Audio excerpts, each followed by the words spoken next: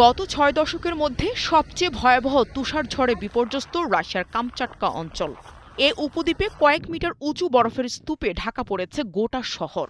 বন্ধ হয়ে গেছে সড়ক ও আকাশপথ, স্থবির হয়ে পড়েছে জনজীবন। পাশাপাশি বহু ভবনের প্রবেশপথও বন্ধ হয়ে গেছে।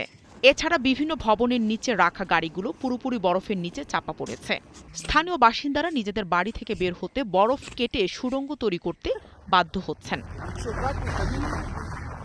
শুধু জানুয়ারির প্রথমার্ধেই কোথাও কোথাও ২ মিটারের বেশি তুষারপাত হয়েছে। এর আগে ডিসেম্বর মাসে পড়েছিল প্রায় ৩.৭ মিটার বরফ। রাশিয়ার আবহাওয়া অফিস জানিয়েছে, সাম্প্রতিক দিনগুলোতে তুষারের উচ্চতা কোথাও কোথাও ৪ মিটার পর্যন্ত পৌঁছেছে, যা ৩০ বছরের মধ্যে সর্বোচ্চ। আমি তুষারপাতের স্তর দেখতে নেমেছি। তুষারের নিচে আমার গাড়ি চাপা পড়ে আছে। আমার একটা কাজে বের হওয়া দরকার। এখন তো দূরে কোথাও যাত্রা করা সম্ভব না। এই ভয়াবহ দুর্যোগে সড়ক যোগাযোগ বন্ধ হয়ে গেছে, বাতিল হয়েছে বহু ফ্লাইট, স্থগিত হয়েছে গণপরিবহন। দুর্ঘটনা এড়াতে ভবনের ছাদ থেকে বরফ সরাচ্ছে জরুরি পরিষেবাগুলো। স্থানীয় প্রশাসন অপ্রয়োজনীয় ভ্রমণ এড়িয়ে চলার নির্দেশনা দিয়েছে। কোথাও কোথাও ভারী তুষারপাতের কারণে ছাদ থেকে পড়ে হতাহতের খবরও পাওয়া গেছে। এদিকে বিজ্ঞানীরা বলছেন, এই ভয়াবহ আবহাওয়ার পেছনে রয়েছে জলবায়ু পরিবর্তনের প্রভাব।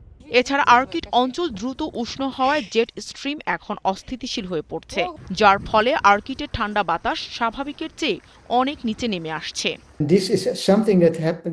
শীতকালে তুষারপাত অস্বাভাবিক নয়, কিন্তু কয়েকদিন ধরে যে পরিমাণ তুষারপাত হচ্ছে তা এখন একটু অস্বাভাবিক। তবে এই ধরনের ঘটনা ঘন ঘন হওয়া জলবায়ু পরিবর্তনের সাথে সম্পর্কিত।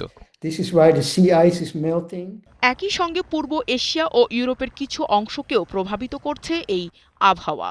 তবে পরিস্থিতি স্বাভাবিক হতে আরও সময় লাগতে পারে বলে সতর্ক করেছেন আবহাওয়াবিদরা। নাহিদা রিন্থি, ৭১।